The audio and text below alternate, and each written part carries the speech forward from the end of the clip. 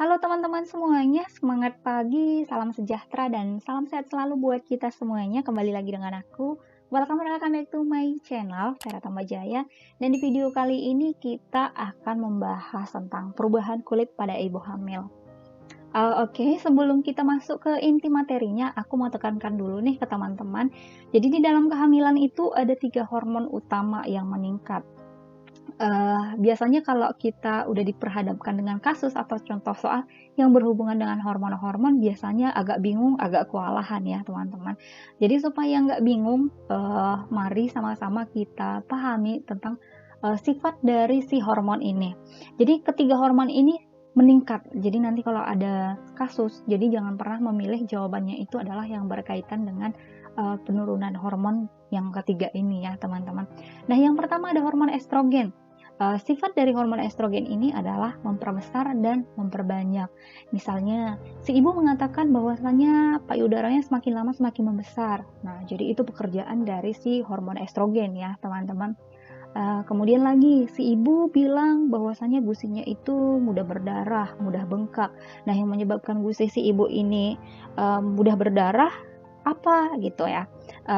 Yang menyebabkan itu adalah pembuluh darah di gusi ibu ini rapuh. Jadi terjadi vaskularisasi gusi. Vaskularisasi ini adalah proses menjadi penuh dengan pembuluh darah. Jadi karena dia pembuluh darahnya penuh atau bertambah banyak, jadi terjadilah pembuluh darahnya ini rapuh. Jadi mudah berdarah ya teman-teman. Itu adalah pekerjaan dari si hormon estrogen. Kemudian yang kedua ada hormon progesteron. Sifat dari hormon progesteron ini adalah melunakkan dan memperlambat. Nah, misalnya si ibu mengatakan bahwasanya susah BAB atau konstipasi gitu ya. Yang menyebabkan konstipasi ini apa gitu. Nah, jadi ketika fungsi usus si ibu ini menurun atau melambat, jadi pengosongan usus ini menjadi tidak optimal ya. Jadi pendorongan sisa-sisa makanan ke rektum itu menjadi lambat. Nah, jadi itu adalah pekerjaan dari si progesteron. Kemudian lagi, ketika hamil, punggung si ibu ini jadi melengkung atau lordosis.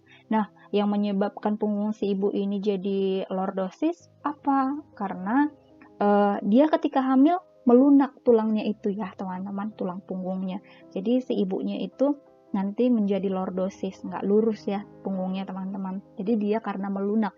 Jadi itu pekerjaan dari si hormon progesteron. Kemudian yang ketiga ada hormon beta HCG atau human chorionic gonadotropin.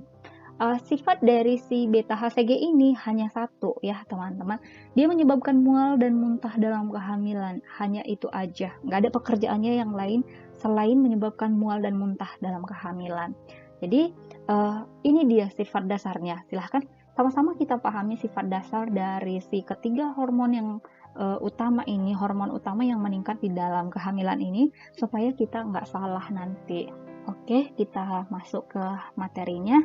Kita mulai yang pertama ada kloasma gravidarum. Nah, kloasma gravidarum ini sering juga disebut dengan topeng kehamilan atau masker kehamilan. Yang menjadi penyebab dari masker kehamilan ini apa sih gitu ya teman-teman? Jadi yang menjadi penyebabnya kloasma gravidarum ini adalah peningkatan hormon estrogen dan progesteron.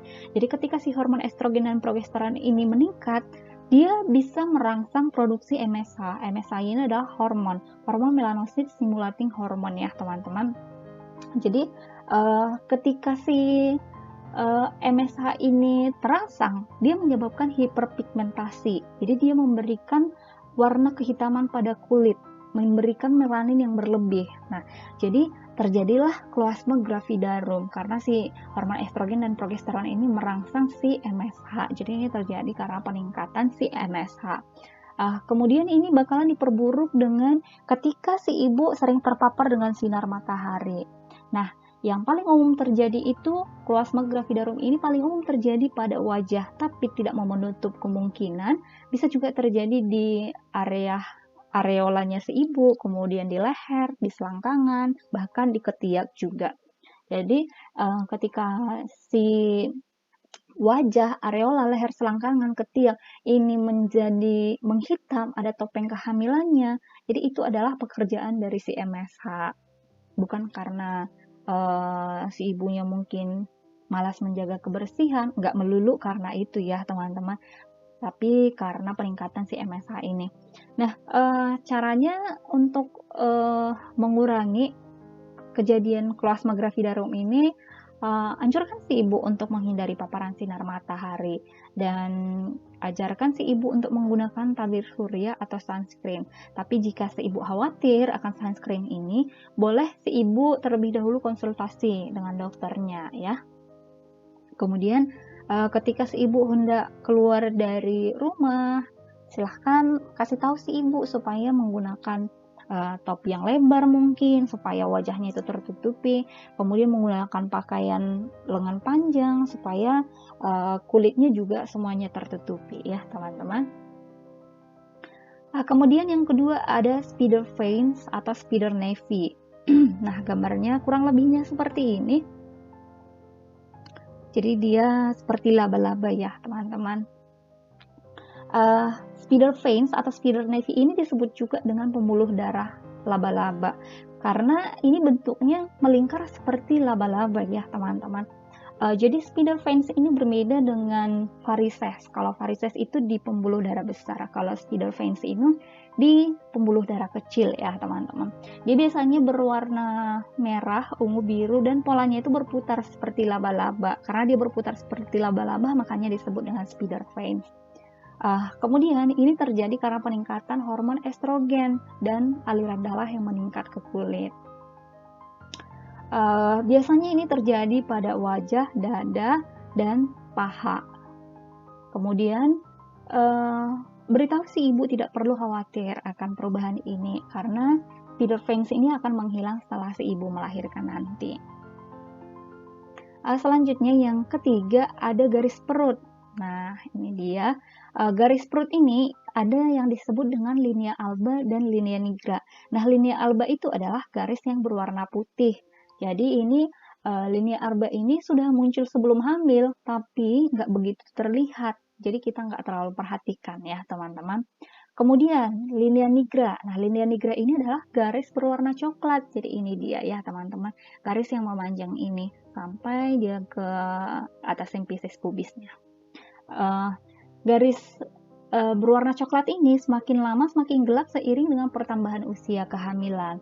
Dia terjadi karena disebabkan oleh peningkatan hormon estrogen dan peregangan kulit akibat uterus yang semakin lama semakin membesar. Nah, nggak perlu khawatir karena ini juga akan menghilang dengan sendirinya setelah si ibu melahirkan. Kemudian ada yang disebut dengan striae livid dan striae albicans. Nah, seperti ini ya teman-teman. Ini juga garis-garis di perut. Striae lipid itu adalah garis-garis yang berwarna kebiruan. Jadi dia warnanya sebenarnya biru, bukan hitam atau coklat gitu ya teman-teman. Dan ini biasanya terjadi pada ibu preemie. Kemudian striae albicans ini adalah striae livid yang berubah warna menjadi putih mengkilat dan meninggalkan bekas seperti parut. Nah, biasanya ini terjadi pada ibu multi. Jadi pada saat dia preemie, dia masih berwarna kebiruan, tapi nanti setelah ibunya melahirkan untuk yang kesekian kali, garis-garis itu bisa berubah menjadi putih, mengkilat, dan meninggalkan bekas seperti parut. Kasih tahu si ibu nggak perlu khawatir akan perubahan ini, tapi jika si ibu merasa ini terganggu, boleh dianjurkan si ibu untuk konsultasi nanti ke dokter. Nggak perlu khawatir karena ini akan menghilang dengan sendirinya nanti. Oke, nah itu dia perubahan pada kulit ibu hamil. Aku rasa cukup mudah dipahami ya teman-teman. Semoga sudah bisa dipahami karena bahasanya juga nggak ada yang ribet menurut aku ya teman-teman. Oke, segitu dulu teman-teman untuk perubahan pada kulit ibu hamil. Nanti di next video kita bahas tentang masih perubahan pada wanita hamil. Nanti mungkin aku bakalan bahas perubahan pada vulva atau vagina ibu ya. Jadi kalau teman-teman mungkin masih ada yang bingung atau ada pertanyaan, boleh tinggalkan pertanyaannya di kolom komentar ya teman-teman. Oke, segitu dulu. Kalau teman-teman suka silahkan di like, dan kalau teman-teman merasa video ini bermanfaat buat orang lain, silahkan di share ke sosial media yang teman-teman punya. Dan Boleh didukung channel aku dengan cara klik tombol subscribe-nya dan bunyikan juga loncengnya, supaya ketika aku upload video terbaru nanti teman-teman gak ketinggalan video terbaru dari channel aku. Oke, segitu dulu. Semangat pagi, salam sejahtera, tetap semangat buat kita semuanya. See you on my next video. Bye-bye.